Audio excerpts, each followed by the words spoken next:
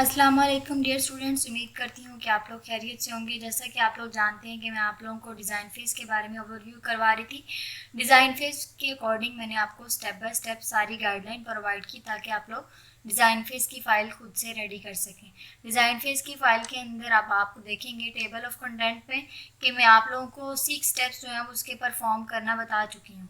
Introduction बनाना भी हम लोग इंट्रोडक्शन लिखना भी सीख चुके हैं, एंटिटी रिलेशनशिप डायग्राम भी बनाना सीख चुके हैं, सीक्वेंस डायग्राम भी बनाना सीख चुके हैं। उसके बाद आर्किटेक्चर डिज़ाइन डायग्राम भी मैंने आपको बता दी, क्लास डायग्राम बनाना भी बता दी, और उसके बाद फिर डेटाबेस डिज़ाइन डायग्राम भी बनाना बता दी।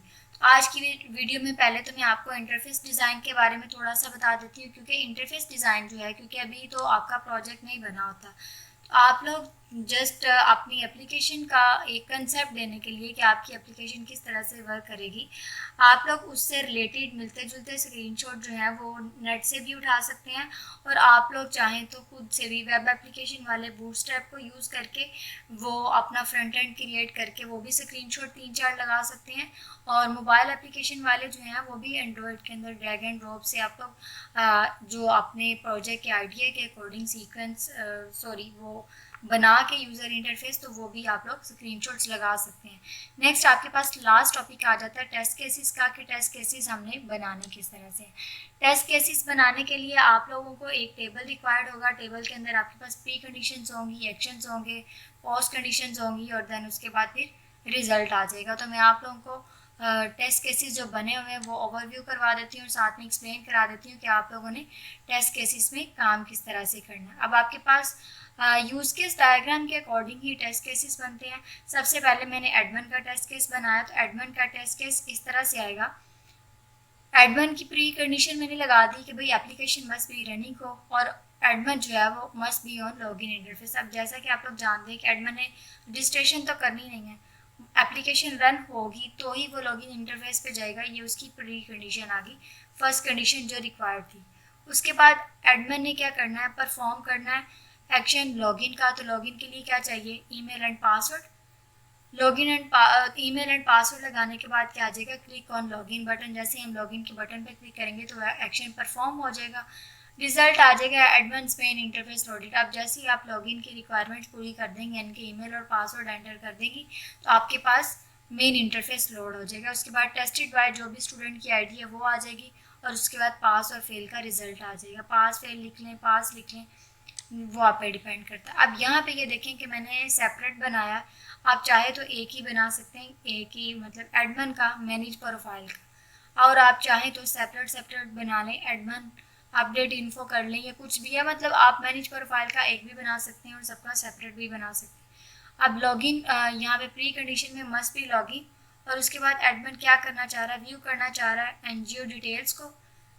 अब एनजीओ डिटेल्स को व्यू करने के बाद क्या करना चाह रहा है, admin add new information of add. अब न्यू इन्फॉर्मेशन ऐड करेगा, ऐड करने के बाद वो अपडेट के बटन पर क्लिक करेगा, तो एक्सपेक्टेड रिजल्ट क्या है कि एनजीओ डिटेल्स अपडेटेड सक्सेसफुली। तो ये आपके पास ऑपरेशन जो है ये भी कंप्लीट हो जाएगा। उसके बाद टेस्टेड बाय आईडी आ जाएगी स्टूडेंट की, और उसके बाद फिर रिजल्ट आ जाएगा। उसके बाद नेक्स्ट इसी तरह से आपके पास अपडेट स्पॉन्सर की इंफॉर्मेशन आ जाएगी। आप लोग चाहें तो सेपरेट सेपरेट करके बना लें, चाहे तो आप एक ही बना लें। अब उसी तरह से सेम वही एक्शन परफॉर्म हो जाएंगे, क्योंकि अपडेट ही करना है स्पॉन्सर की इंफॉर्मेशन को भी। उसके बाद आपके पास डिलीट आ जाएगा।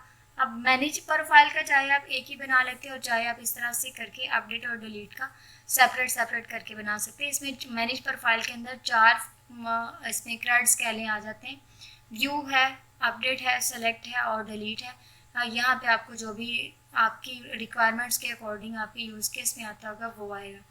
अब यहाँ पे डिलीट का बन जाएगा, admin must B login pre conditions में। उसके बाद admin must be view sponsor detail. अब स्पॉन्सर की डिटेल व्यू हो रही होगी तो ही वो उनमें से क्लिक करके चेक करके डिलीट का आइकन जो जो इन्फॉर्मेशन वो डिलीट करना चाहेगा उसके ऊपर क्लिक करेगा, और उसके बाद फिर एक्शन कन्फर्म कर देगा। अब नेक्स्ट आपके पास आ जाएगा व्यू एक्टिविटीज़। अब एक्टिविटीज़ वो व्यू करना चाह रहा है तो वो प्री कंडीशन आ जाएगी मस्ट बी लॉगिन।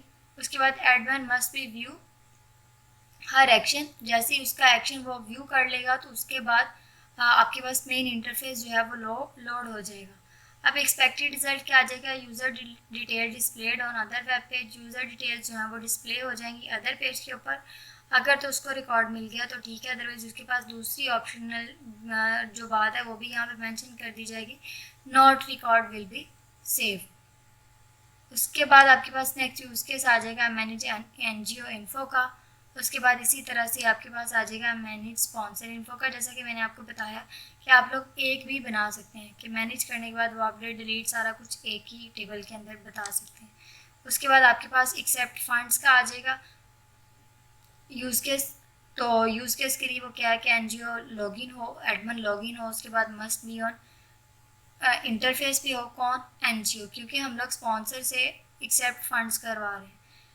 एक्शंस हैं, actions click on view funds button, click on, अब देखें जैसे उसने व्यू फंड्स के बटन पे क्लिक किया उसके बाद आपके पास जो एक्सेप्ट फंड्स हैं उनके बारे में वो क्लिक करेगा और उसके बाद फिर एक्शन कंफर्म कर देगा।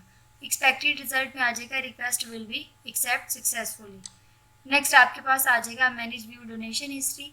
जैसे ही आप अब डोनेशन हिस्ट्री को मैनेज करना चाह रहे हैं तो एडमिन पहले जो लॉगिन इंटरफेस पे होगा, फिर वो एनजीओ की रिक्वेस्ट जो है वो जो डोनेशन एक्सेप्ट की फंड्स की रिक्वेस्ट है वो एक्सेप्ट करेगा।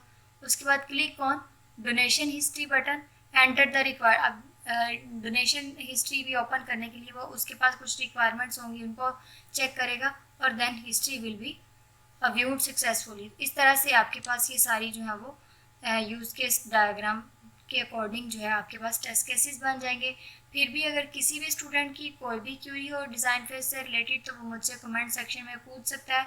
Thank you so much and अल्लाह हाफ़िज़।